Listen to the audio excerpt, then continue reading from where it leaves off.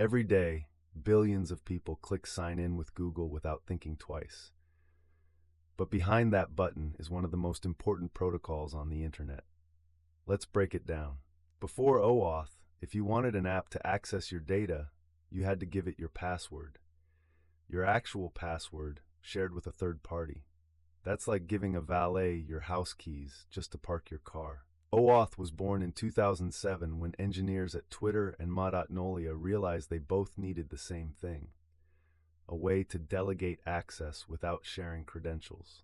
OAuth 2.0 has four key players: the resource owner, that's you; the client, the app requesting access; the authorization server, handles login and consent; and the resource server, where your data actually lives. Here's how the authorization code flow works.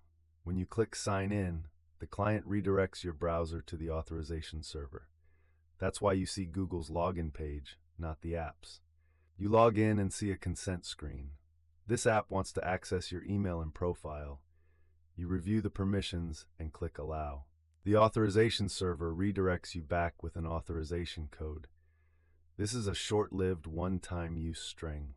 Crucially, this is not the access token. It's just a ticket to get one. The client takes that code and exchanges it directly with the authorization server along with its own client secret. This happens server to server, never in the browser. That's the security magic. Back comes the access token. This is the golden ticket. The client attaches it to every API request to act on your behalf. No password ever crosses the wire. Access tokens expire, usually in an hour. Refresh tokens let the client get new access tokens without asking you to log in again. They're long-lived and must be stored securely. Scopes control what the token can do. Read email is very different from admin org. The principle is simple: request only what you need, nothing more. The biggest OAuth mistake?